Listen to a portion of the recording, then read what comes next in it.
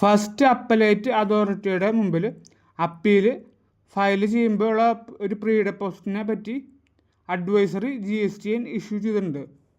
അതെന്താണെന്ന് നമുക്ക് നോക്കാം. പലരും ഫേസ് ചെയ്യുന്നൊരു പ്രശ്നമാണ് GST DRC 3 വഴി പേയ്മെൻറ്റ് ചെയ്തു, പക്ഷേ എന്നിട്ടും അപ്പീൽ ഫയൽ ചെയ്യുമ്പോൾ പ്രീ ഡെപ്പോസിറ്റ് ചോദിക്കുന്നുണ്ട്. അതുകൊണ്ട് ടാക്സ് പേയേഴ്സ് കംപ്ലൈൻറ്റ് പറയുന്നുണ്ട്. ഓൾറെഡി DRC 3 വഴി പേയ്മെൻറ്റ് ചെയ്തിട്ടും പിന്നെയും പ്രീ ഡെപ്പോസിറ്റ് ചോദിക്കുന്നു. ഇതിനൊരു പരിഹാരം ആണ് ഈ അഡ്വൈസറി. ഇതിൽ GST DRC 7 വഴി ഡിമാൻഡ് ക്രിയേറ്റ് ചെയ്യുമ്പോൾ ഇലക്ട്രോണിക് ലയബിലിറ്റി രജിസ്റ്ററിൽ അത് വരും. അതിൻ്റെ payment towards demand functionality GST പോർട്ടലിലുള്ള ഒരു ഫങ്ഷനാലിറ്റിയാണ്. അത് പ്രകാരം അടച്ചു കഴിഞ്ഞാൽ ഈ ഡിമാൻഡ് സെറ്റ് ഓഫ് ആയി പോകും. പക്ഷേ DRC 3 വഴി അടയ്ക്കുമ്പോൾ സെറ്റ് ഓഫ് ചെയ്യാൻ പറ്റുന്നില്ല. അപ്പോൾ അതിന് ഒരു സൊല്യൂഷൻ എന്ന നിലയിലാണ് ഇപ്പോൾ ഒരു അഡ്വൈസറി വന്നിട്ടുള്ളത്. അത് GST പോർട്ടലിൽ അപ്ഡേറ്റ് ആയിട്ടുണ്ട്. അതെന്താ, GST DRC 3യിലെ പേയ്മെൻറ്റ് GST DRC 3A വഴിയാണ് അഡ്ജസ്റ്റ് ചെയ്യേണ്ടത്. അതിനുവേണ്ടി യൂസർ സർവീസസിൽ മൈ ആപ്ലിക്കേഷൻസ് സെലക്ട് ചെയ്യണം. മൈ ആപ്ലിക്കേഷൻസ് സെലക്ട് ചെയ്തതിന് ശേഷം ഇതിൽ application type adjustment of payment made through DRC 3 form GST DRC 3A ഇതാണ് നമ്മൾ ക്ലിക്ക് ചെയ്യേണ്ടത്.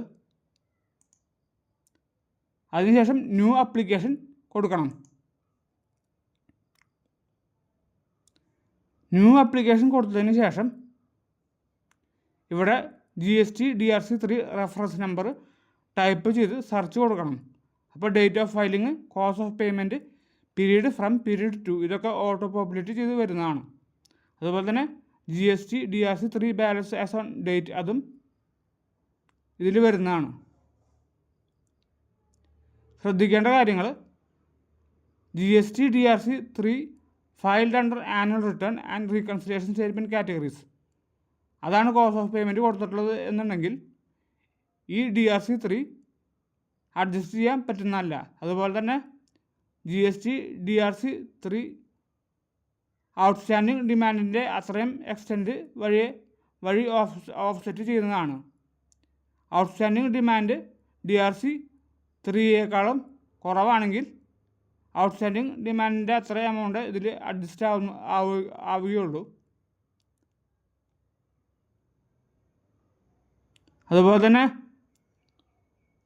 DRC 3 ITC റീക്ലെയിം ചെയ്യാൻ വേണ്ടി ഉപയോഗിച്ചിട്ടുണ്ടെങ്കിൽ അത് ഫോം GST PMT 03 വഴിയാണ് ഉപയോഗിച്ചിട്ടുള്ളതെന്നുണ്ടെങ്കിൽ ഇത് ഈ DRC 3 ഡിമാൻഡ് ഓഫ്സെറ്റ് ചെയ്യാൻ കൺസിഡർ ചെയ്യുന്നതല്ല. അപ്പോൾ DRC 3യുടെ കാര്യങ്ങൾ നമ്മൾ ഡാറ്റ എൻ്റർ ചെയ്യുമ്പോൾ ബാക്കിയുള്ള കാര്യങ്ങളൊക്കെ ഓട്ടോ പോപ്പുലേറ്റ് ചെയ്ത് വരുന്നതാണ്. അതുപോലെ തന്നെ ഡിമാൻഡ് ഓർഡർ നമ്പർ ഇവിടെ സെലക്ട് ചെയ്യാൻ പറ്റുന്നതാണ്. അപ്പോൾ demand order, date, order type, period from to ഇതൊക്കെ വരുന്നതാണ്. അതുപോലെ തന്നെ ഇവിടെ താഴെ demand outstanding as on date ഈ എമൗണ്ടുകളൊക്കെ ഓട്ടോ പോപ്പുലേറ്റ് ചെയ്ത് വരുന്നതാണ്.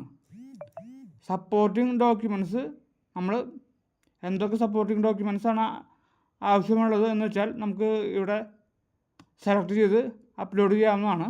അതുപോലെ താഴെ അണ്ടർടേക്കിങ് I hereby undertake that the payment made via the form GST DRC 3 with unique AR number has actually been intended to be paid against the demand ID and has not used towards any other demand or payment made by me. അത് tick ചെയ്യണം. അതുപോലെ തന്നെ ഇതും tick ചെയ്യണം. I also undertake to pay back to the government the amount so adjusted using this form along with the applicable interest if any of the details declared above are found to be false. Subsequently, I also be liable to penal action under Section 122, Subsection 1, Clause 10 of CGST Act. അതുപോലെ തന്നെ ഇവിടെ verification tick box അതും check ചെയ്യണം. Name of author signatory place ഒക്കെ select ചെയ്യണം. അതിനുശേഷം proceed to file അത് click ചെയ്ത് കഴിഞ്ഞാൽ DRC 3A വഴി ഈ payment appeal pre deposit set of ചെയ്ത് പോകുന്നതാണ്. അതുകൊണ്ട് തന്നെ DRC 3 വഴിയുള്ള പേയ്മെൻറ്റുകൾ അപ്പീലിൻ്റെ പ്രീ ഡെപ്പോസിറ്റിന് എഗെയിൻസ്റ്റ് ഉപയോഗിക്കാവുന്നതാണ്. ആ ഒരു പ്രോബ്ലം ഇതോടുകൂടി അവസാനിക്കും. ഇതുപോലുള്ള അപ്ഡേറ്റ്സിന് വേണ്ടി ഈ ചാനൽ സബ്സ്ക്രൈബ് ചെയ്യുക. താങ്ക്